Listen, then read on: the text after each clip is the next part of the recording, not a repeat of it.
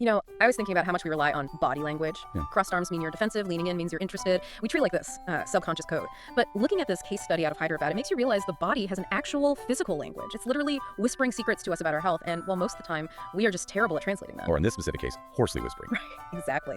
We're looking at the file of OJ, 60 years old, a teacher standing in front of a classroom for 35 years, and for the last 4 months, his primary tool of the trade, has been failing him. And I think the instinct for most of us, and definitely for OJ, is, oh, I talk too much, I shouted over the kids, I need some tea, maybe a lozenge, and I'll be fine. That is the instinct. And honestly, that instinct is exactly what makes laryngeal carcinoma throat cancer so incredibly dangerous. Because the symptoms, they just love to masquerade as everyday annoyances. You think it's laryngitis or maybe allergies, but the source material we are diving into today, it's not just a medical file. It reads like a detective story. It shows how anatomy, chemistry, and even sociology all crash together in the human throat. It really is a crash, and I want to start with the timeline, because this scared me a little. Ajay waited 4 months, he let this hoarseness go on for a third of a year, but reading through the clinical guidelines and the research, there's a pretty strict cutoff for when you should stop with the honey tea and start, panicking. Well, panic might be a strong word, but ACT is definitely the right one. There's a golden rule in ENT medicine, the 3-week rule. It's simple, but it saves lives. If you have hoarseness, any change in voice quality that persists for more than 3 weeks, it is not a cold. It's not just strain. You need a laryngoscopic evaluation. You need a camera down the throat. 3 weeks, that's the line in the sand. That's it. Think about it. A viral laryngitis or a cold that clears up in a week, maybe 10 days. If the symptoms stick around for a month, the body is telling you that the tissue isn't healing. You have to rule out malignancy. So Ajay is way past the safety zone at 4 months. But what I found fascinating in the notes is that the doctors didn't just hear hoarseness, they were listening for the texture of the sound. It's like audio forensics. The sources break down these different types of voice changes, and they all point to different culprits. It is forensics, because hoarse is a bucket term. It's too generic. The specific quality of the sound tells the specialist exactly where the intruder is hiding in the throat. There was one term in there that I honestly thought was a typo or a joke at first. Hot potato voice. Ah, yes. It's a classic clinical description. I use it all the time. You do. It sounds like a party game. But it actually means something specific. It does. Think about when you accidentally toss a burning hot French fry or a piece of potato in your mouth. What do? Yay. You instinctively arch your tongue, you open the back of your throat to protect the roof of your mouth, and you talk, sort of muffled and thick, like this. Right, you're guarding the throat. It sounds trapped. Exactly. If a patient walks in sounding like that, I'm not immediately worried about the vocal cords themselves. I'm looking higher up, the supraglottis, or the base of the tongue.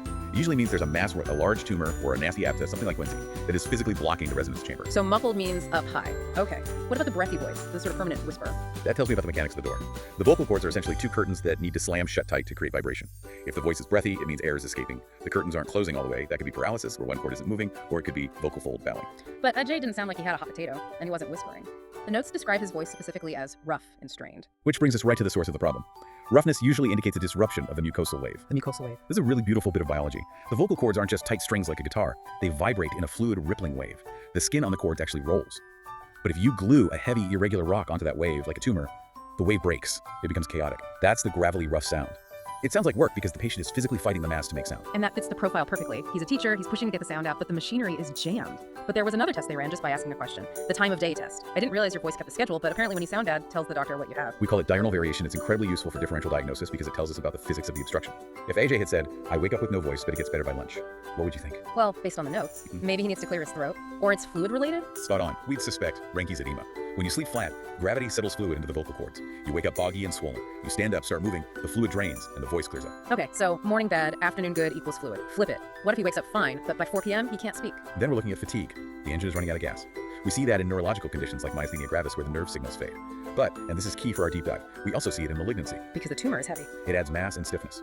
The muscles have to work twice as hard to move that cord. By evening, the compensation mechanisms fail, and the voice crashes. But Ajay didn't have the morning-evening split. His notes say the hoarseness was constant. Which is the ominous sign. The obstruction is mechanical and fixed. It doesn't drain like fluid, and it doesn't recover with rest. It's a solid mass that is sitting there 24/7. So we have the voice clues, but then the case study takes a turn into what felt like totally unrelated territory. The doctor started asking him about his ears. Ajay, does your ear hurt? I'm reading this thinking, stick to the throat, doc. Why are we asking about earaches? It does seem off topic, doesn't it? But this is one of the biggest gotchas in head and neck anatomy. It's called referred otalgia. Referred meaning the pain is sent from somewhere else. Oh, yes. The throat and the ear are wired into the same switchboard. They share pathways along the vagus and glossopharyngeal nerves. So the brain gets the signal and gets confused about where it came from. Precisely. If you have a tumor growing deep in the throat, in the piriform sinus or the supraglottis, it irritates those nerves. The brain interprets that distress signal as pain in the ear. If you have an adult patient with a resistant earache and you look in their ear and the eardrum is perfect, pristine, You should be scared. you should be very concerned. It's a silent scream from the throat. We call it a red flag because patients often ignore the throat discomfort but complain about the ear. That is terrifying, but good to know. The other physical sign that jumped out at me was the click. They checked his neck for a click. The laryngeal crepitus, or the focus sign. Explain this, because neck clicking sounds like something a chiropractor does, not an oncologist. It's much more subtle. If I gently grab your voice box, your larynx, and rock it side to side against your spine, I should feel a crunch, a grating sensation. That sounds painful. It's not painful, just a bit weird. It's just cartilage rubbing on the vertebrae. It's normal. It means the space behind the voice box is empty, so the cartilage can touch the spine. But if there's a tumor growing behind the larynx in the postcricoid area, it acts like a cushion. The cushion. Like a pillow. You rock the larynx, and instead of a crunch, it slides silently. So silence is bad. Silence is very bad. It means the cancer has pushed the larynx forward, separating it from the spine. Fortunately for Ajay, his click was still there, so they knew the tumor hadn't invaded the back wall yet. Okay, so we've done the detective work on the symptoms. Now we have to look at the suspect list, or rather, the lifestyle list, because Ajay wasn't just a teacher. He had some habits that the doctors zeroed in on immediately. He did. This is the section on the mathematics of risk. This is where I want to pause, because the numbers here, they blew my mind. Ajay smoked beaties, about 5 a day for 35 years, and he drank about 200 milliliters of alcohol a day. Now, everyone knows smoking is bad, everyone knows heavy drinking isn't great, but the text says this isn't an additive risk, it's synergistic. Right. In biology, 1 plus 1 does not equal 2. In this context, it equals about 4 or 5. Why? I mean, I get that they're both bad, but why does combining them make it so much worse than just the sum of the parts? It comes down to the biochemistry of the throat lining. Think of the mucosa, the skin inside your throat, as a castle wall. Its job is to keep things out. Alcohol acts as a solvent. Like paint thinner. Chemically, yes. It dissolves the protective lipid layer of the mucous membrane. It makes the cells more permeable. It essentially dissolves the mortar in the castle wall. So the alcohol opens the gates? And then the tobacco walks right in. Tobacco smoke is loaded with carcinogens, things like polycyclic aromatic hydrocarbons. Because the alcohol has stripped the defenses, those poisons get absorbed much deeper and much faster into the tissue than they would on their own. That is a lethal cocktail. You're stripping the armor and then attacking the flesh. And it gets worse. When your body breaks down alcohol, it produces a chemical called acetaldehyde. Acetaldehyde binds to your DNA and stops it from repairing itself. So you have increased absorption of poison from the smoke and a disabled repair crew from the alcohol. That explains why the risk skyrockets. It's a perfect storm on a cellular level. So, armed with all this suspicion, the voice, the history, the synergy, they finally put the mirror in his mouth. Indirect laryngoscopy, what did they find? They found the culprit, a pinkish, irregular, proliferative growth on the right vocal cord. Proliferative just sounds aggressive, like it's actively taking up space. It describes tissue that is growing uncontrollably. It wasn't a smooth blister, like a polyp you get from shouting at students. Those look benign. This was messy.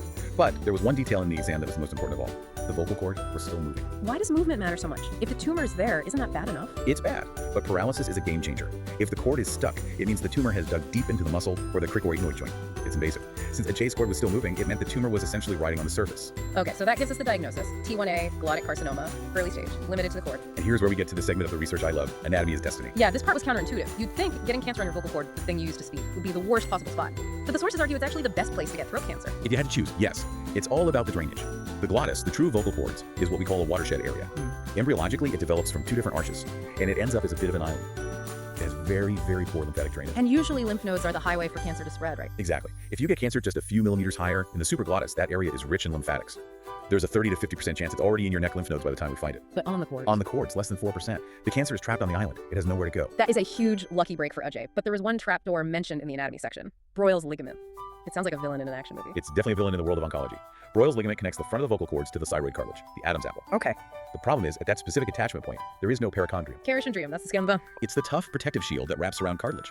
Cancer has a very hard time chewing through perichondrium, but at Broyles ligament, that shield is missing. It's a direct insertion point. Oh, I see. It's a bridge. It is a superhighway. If the tumor reaches the front corner of the cords, the anterior commissure, it can march right across that ligament and invade the cartilage framework. Then you're not T1 anymore, you're T4. You're looking at major surgery. It's wild how millimeters of tissue difference can change a diagnosis from treatable to advanced. Anatomy really is destiny. If it stays in the watershed, you're safe. If it hits the ligament, you're in trouble. So Ajay is a T1, he caught it early, the lymph nodes are likely clean, now we have to treat him. And this is where the transcript moved from biology to, well, almost sociology, the teacher versus laborer decision. I think this is the most profound part of the case because it shows how medicine works in the real world. We have 2 main ways to cure a T1 tumor, radiotherapy or transoral laser microsurgery. Both have roughly the same cure rate. So usually wouldn't you just pick the easiest one or the cheapest one? You pick the one that fits the life. Ajay is a teacher. His voice is his paycheck. He needs to lecture, he needs to project. Right. Radiotherapy generally offers better voice preservation. You bombard the tumor, it disappears, and the cord heals with the original tissue structure mostly intact. The vibration comes back pretty smooth. Laser surgery involves physically cutting the cancer out. It cures the disease, but it leaves a scar. A scar makes the voice stiffer and rougher. So for a teacher, radiotherapy is the no-brainer. Save the voice, save the career. Correct. But the case study posed a hypothetical scenario to make a point. What if AJ wasn't a teacher? What if he was a daily wage laborer? Does the voice matter less? It's not that the voice matters less to him personally, but it matters less to his economic survival. And more importantly, the logistics change.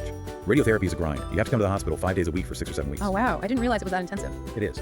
Now, if you earn your money day to day, literally, you don't work, you don't eat, can you afford to take 7 weeks off? Can you afford the bus fare to the city every single day? Probably not. That's nearly 2 months of lost income. That could be ruinous. Exactly. So for that patient, laser surgery might be the better pragmatic choice. It's often a one and done.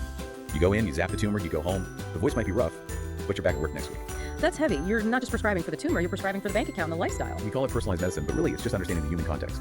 If I give the best treatment for the voice, but the patient goes bankrupt or quits halfway through because they can't afford to travel, I've failed as a doctor. The best treatment is the one the patient can actually complete. So for Ajay, given his stability as a teacher, they went with radiotherapy. Yes. And because it was T1, his prognosis is excellent. But, and this is a big medical but, he has to quit the beaties and the booze. If he continues, the risk of recurrence or a second primary cancer is massive. It's a second chance, not a free pass. Well put. The radiation fixes the current tumor, but only lifestyle change prevents the next one. This has has been eye-opening. We started with a raspy voice and ended up deep in the logistics of survival. Just to recap the big takeaways here, the 3-week rule, burn that into your brain. If you're hoarse for a month, get checked. Absolutely. The synergy of alcohol and tobacco 1 + 1 = 5 because you're dissolving the walls to let the enemy in. And don't forget the anatomy, the watershed of the vocal cords that keeps cancer contained versus the superhighway of Broyles' ligament that lets it spread. And finally, the fact that an earache can be a throat problem. That's the big one for me. The body refers pain, it sends signals to the wrong places. Which kind of leaves us with a final thought for everyone listening. We talked about referred pain, how the ear hurts because the throat is dying. It makes me wonder, in our own lives, generally speaking, how often are we treating the ear pain? You mean chasing the symptoms instead of the cause? Exactly. We treat the symptom that's screaming the loudest, the headache, the fatigue, the burnout, without asking, is this the problem? Or is this just referred pain from something much deeper in the system that we're ignoring? Always look for the source. Whether it's anatomy or life, the real problem is usually hiding behind the obvious one. Thanks for diving in with us. Stay curious.